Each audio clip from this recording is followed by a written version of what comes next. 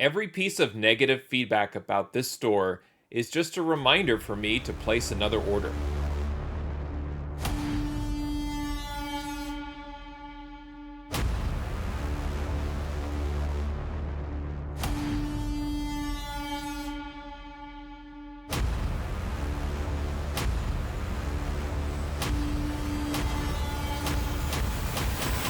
Hey there, today I have an unboxing video, and in this video I'm going to open up two orders that I placed from Mile High Comics. I had just recently placed two more orders, and I realized now that these orders are in transit, I really should go through my backlog of orders and make room for these incoming orders. And what I decided to do for this unboxing is I grabbed two random boxes that needed to be opened up, unpacked from the FedEx envelope, and go through those comics and make room for these incoming orders. Now, I looked at the dates that I placed these orders. I've got an order from June 2023 and one from December 2023. So what I'm curious about is to see the kind of books that I ordered recently versus about 9 months ago in terms of what was interesting to me, what was hot at the time, what was I looking for, and did any of the values hold up. Even some of the books, I think the prices have changed. I know that there's a lot of negativity and feedback around the mile high prices at Mile High Comics. And I think that there's even been some price adjustments since then. So I was happy to get in on some of these books before the prices were raised even more. But then I think some of them I might have overpaid because maybe some of the books were tied to speculation or other rumors, and the values had kind of been inflated a bit. And so it's a nice mixture of different comic books, but I'm going to get through these two orders. I'll show you what I picked up. And if you are an active Moneyball Comics channel member, you'll be able to see the breakdown of these orders in a members only video where I'll review what I paid for the books, compare the cost to fair market values, and then lastly, if I were to get these books graded, what kind of upside am I looking for, value add could I potentially get if I were to send these books in for grading. But first, let me get to the unboxing of these two orders that I placed with Mile High Comics back in 2023. Okay, here are the two orders that I'm about to unpack. These were sent via FedEx. I always choose FedEx when I'm checking out for Mile High Comics. It's very simple. I always order more than $65 so I can unlock free shipping, and then I'm able to choose FedEx at no additional charge. Really straightforward process. I love that it's very consistent every time. I recommend it over USPS. Now, let's get these opened up.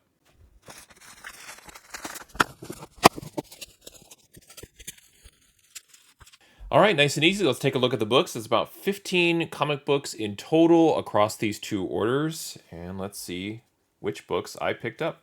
The first book is Brave and the Bold, number 183. This is from 1981 with cover art by Jim Aparo. And I guess I should explain, too, the order that I started with, so the comics on the left. This was the order that I placed in June of 2023. So trying to think back of maybe why I placed this order, I think this was one of those where I saw an update for some Bronze Age books and felt like I was able to get these at a good price in near mint condition. It's possible that I saw some of these books on Infinity Comics or other auctions on Hip Comic and just decided to buy them outright after getting outbid. But this is not a key book. There was no real specific reason other than trying to get those comics in high grade that have a lot of upside at 9.4 and above. A modern book here. This is Uncanny Avengers number 7. This is from 2016. This is the variant cover of Rogue by Joelle Jones, one of my favorite artists. And this is a Women of Power variant. I do remember feeling like this was a cover that I wanted to track down and saw that it was available on Mile High, and then realized maybe after I purchased it that it's not a book that's very hard to find. It's very common, I would say. Probably a book that I should have paid more closer to cover price, but was placing an order with Mile High already and decided to add this book. I'm always looking to add interesting variant covers by Joelle Jones. Next is G.I. Joe Special Missions number 1. Okay, so now I'm starting to remember a little bit as far as why I placed this. Or I think I was on a cover artist kick where I was looking for specific variants that I thought were interesting, that I had maybe kind of done my own research. We've got the Baroness here on this variant cover. And yes, now I remember I was trying to be a little bit clever and come up with maybe some interesting covers or cover art on my own, doing my own research. And I also remember specifically trying to put together some tracking for G.I. Joe variants or even Baroness variant covers specifically. Now, another book that needs no introduction, Vanguard Illustrated #2. Speaking of cover artists, this is cover art by Dave Stevens. I did have this book on sort of repeat order from Mile High Comics, and this was one of the books I was mentioning before that they have adjusted the price on this. So the price that I paid on this is a lot less than what it's listed at for currently, but it is available. I think a lot of these books are still available, and I think that's part of what makes this process interesting is could I have just purchased these 9 months later for roughly about the same price? Maybe less for some, more for others, but the availability is what's interesting to me. Is a book like this is still great as it is, very easy to find still. Next is Brave and the Bold, 186. Again, not that I'm hunting down Jim Aparo Batman covers specifically, so the whole theme of this order seems to be a mixture of some specific cover artists and then maybe just some books that had some age on them that I thought, again, had some upside in high grade.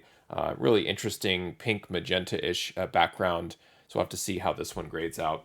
Two more to go from this order. Detective Comics #651. I thought this was an awesome Kelly Jones cover, hitting that solid red cover color theme. I can see already a color breaking tick. Where did you go? Right there. So that's unfortunate. Just slight color breaking, or maybe, yeah, it's definitely a tick, and then some other color loss there. But saw this cover and added it to my list of books to track, and it showed up on Mile High, and so I grabbed it at the time.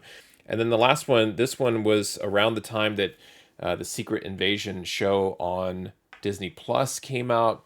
This is New Avengers #40 from 2008, and this book was on some top 10 lists because this is the first appearance of Aranki, the Skrull Queen. There was some speculation that this character would show up in the show, and she did not, and this book's value dropped. So quite interesting. I'd been tracking this on Mile High and found that it was a good source if you were interested in this book, and so I had grabbed another copy back in June. So that was the June 2023 order. Let's move on to the December 2023 order, and the first book from that order is Hawkeye #1. This is from 2012. This is the cover A first print. There were multiple printings on this, but I love the David Aja aesthetic here with the black purples, the white, the font, the lettering, the whole style of this series I really enjoy. And then it's a great story written by Matt Fraction on top of that. And this is the premiere issue that teamed up Clint Barton with Kate Bishop. It's also the first appearance of the Tracksuit Mafia. They also appeared in the Hawkeye show on Disney Plus. And I also believe this is technically the first appearance of Lucky the Pizza Dog. So a lot going for this book. Really kind of came out of nowhere. It was not to the level, I would say, of like an Ultimate Spider-Man, where it was really kind of organic growth. But at the time when this book came out, it was very well received for a lot of different reasons, stylistically, story, and so forth. And always a nice book to have if you're a fan of Hawkeye. Next is Marvel Team Up #64. I've talked about Marvel Team Up I think in my last CGC unboxing, in fact, where you can find some sneaky value in some of these because of the print run, the characters, the fact that these were well read, maybe a second tier of collectability. A lot of different reasons why maybe these were ignored, but more recently have become popular among collectors and those of us getting books graded. I do see a color break here, so my hopes that this was a 9.8. Probably unlikely with this one, but I take a chance on these from Mile High Comics from time to time. Pretty cool Dave Cockrum on cover art here. If this book looks a little familiar, like it maybe should come from the pages of X-Men. A lot going on this cover. Iron Fist, Misty Knight, Spider-Man, the Daughters of the Dragon featured in this one as well. But yeah, I'll often take a chance on Marvel team up books from Mile High in hopes to get 9/8 candidates. Next is Transformers #6. This is a really neat Shockwave Megatron cover.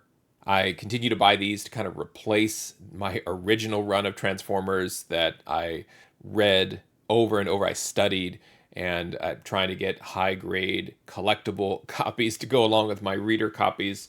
And love grabbing these old Transformers books in single digits. I do see a little bit of corner crunching happening down here, right there on this corner. Yep, there it is. So just some corner crunching that also breaks color. So that's tough. So probably will end up falling somewhere around a 9. The average grade for books that I get from Mile High is 9.2, so I'm trying to not get too worked up about it in either direction. But still a great book, 1985, Transformers Marvel Comics #6. All right, now this book looks familiar. This is Marvel Team Up #78. It's featuring the team up of Spider-Man and Wonder Man, Al Milgrom on cover art, The Claws of the Griffin, and for one reason or another, this book is super valuable in a 9.8. I was very fortunate enough to get my copy returned to me from CGC in a 9.8, and I had forgotten that I had also picked up a copy from Mile High, and so I'll be interested to see how this one grades out. But it's just one of those books that it's why I track a lot of the values instead of trying to maybe track story and key information, because this is not going to show up on any sort of hot list or videos where people are telling you that you should buy this book, and this is why, and it's because the Griffin is going to get his own show on Hulu or something weird. It's just a solid Bronze Age book from 1979 in high grade that gives you that classic nostalgic Marvel feel on a title that features Spider-Man, but the title itself is not necessarily that A tier like Amazing Spider-Man. And I'm super anxious to get in there and grade this one. The corners look to be really good, nice sharp bottom corner. Top looks pretty good, and then just want for this book and specifically, if you are looking for it, you just want to make sure that up in the top section, the title is typically where you'll find a lot of dirt or other color breaks, and this one looks really good. A lot of potential there in that one, so I'm excited to have another raw copy of Marvel Team Up '78. Next, back to Transformers, is Transformers #4. This was supposed to be the final issue in the limited series, but it was very popular. Transformers was very popular at the time, and they just continued the series on. Very happy that they did. This has some cool appearances. First appearance of Shockwave was on the cover of Transformers 6 that I just showed, but then also first cameo appearance of the Dinobots, some of my favorite Transformers. And then also interesting on this, cover art by Mark Teixeira. Teixeira, probably for Marvel Comics, most well known for doing Ghost Rider covers and some interiors on Ghost Rider books, but really hoping to get Transformers 1 through 4, hopefully in a 9.8 someday or in as high a grade as possible, and found this at a good price on Mile High for a near mint copy. And then a lot of times what I'll do is I will go ahead and just find an older book to add to my order, hopefully like a 20-cent cover, 25-cent cover, something a little bit older, Silver Age, early Bronze. This was the book for this order. This is Weird War Tales #35 from 1975, cover art by Luis Dominguez, and a lot of these cover artists and interior artists for books like House of Mystery, House of Secrets, Weird War Tales, Ghosts. I mean, a lot of it, you're talking about, yes, Dominguez, but also Neil Adams, Bernie Wrightson. They'll just kind of show up in some of the other titles, and then those specific covers and those books ultimately become very collectible. Now, just looking at the condition, is this truly near mint? I do see some color breaks right there around the staple. So the stress of that staple and the binding there, it just started to tear away for that. It looks like there will be a few other hairline color breaking ticks. So not necessarily the 9/8 candidate, but high grade. Again, probably going to wind up somewhere 8.5 or 9, which for Mile High Comics, if you're not familiar with their grading standards, they consider an 8.5 to be the lower end of near mint. So you just kind of have to set your expectations. And that's what I do with how I look for books there and I price them is I look for that specific range and I look at the risk factor. If the books don't come back as 9.8 candidates, then what am I going to do with 8.5s, 9s, 9.2s, or 9.4s? And I want to make sure that there's still some value in those grades. All right, this is always lovely. No backing board on this one. This is Sandman number 33. First full appearance of Thessaly. This is from 1991, written by Neil Gaiman, art by Sean McManus. This is The Game of You Part 2. I would kind of consider this to be not necessarily the second season of Sandman in terms of the TV show, but there was kind of that initial wave of Sandman and then some other great stories that kind of came afterward when, while the stories were still great, a lot of the big characters had been introduced. And I think more importantly, everyone had just sort of caught on that Sandman was cool to read and cool to check out beyond, I would say, those first 20 or 25 issues. So once you start getting into like 33, still pretty cool. I remember like DC Vertigo just being kind of edgy and fun to collect, fun to read. And these are very easy to find, easy to pick up. It is unfortunate it didn't come with a backing board, so it probably is going to have some additional damage to it. And it just, that happens sometimes. I'm buying these sight unseen from Mile High. So again, I've just sort of been able to live and understand maybe a little bit of disappointment when the condition doesn't work out instead of getting agitated or irritated with the process. Like, it didn't come with a backing board. That's fine. I've had a lot of success with Mile High Comics to go along with little failures like that. It's not the end of the world for me, and I move on. And here's another interesting book that looks familiar. It's my Man Thing. Man Thing number 1 from 1979. Love this cover by Bob Wyacek. I have several of these now. I just recently, again in my last CGC unboxing, got 9.8s on both of these. And I picked both of them up originally from Mile High Comics. So I'm hoping that this continues in that tradition.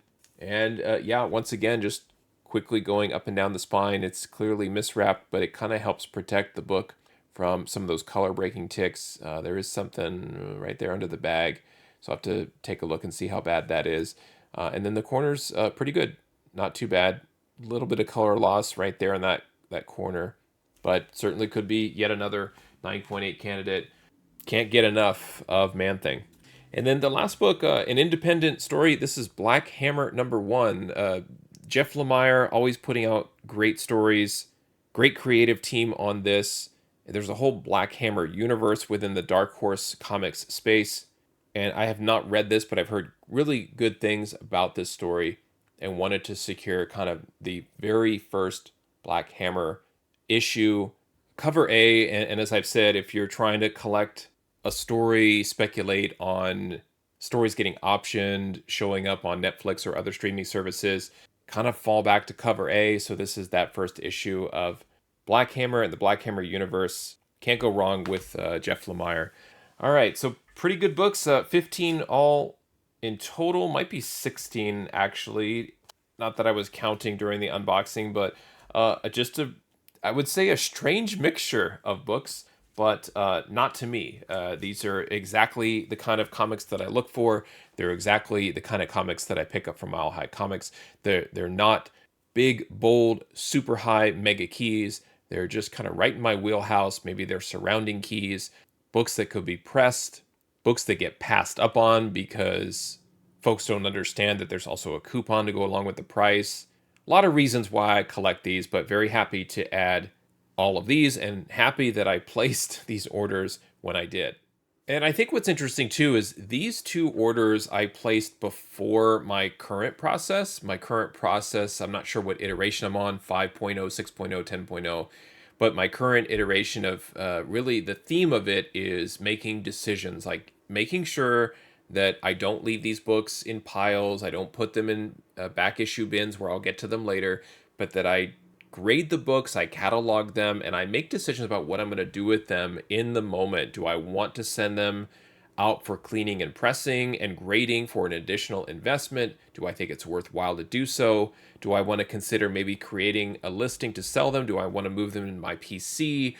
and not put them out in limbo where I don't know what to do, and maybe I will have moved on to opening other orders and kind of get fixated on other books. And then I go back to a back issue bin that I have here and I start going through it and fingering, and then I don't even know quite what I have on my hands and I have to regrade it again. And it has become just too time consuming. For me, it's better to make the decision, screen the books, assign my grade to the book, and then use some of my spreadsheet evaluation to help me make decisions so that I can either move on from the book or move forward with it. Let me know what you think about these two orders that I placed. Yep, some time has passed, so I'd be interested to kind of get your take to see if you would pick up some of these books today if the prices were still reasonable. Thanks for watching, happy collecting, and see you next time.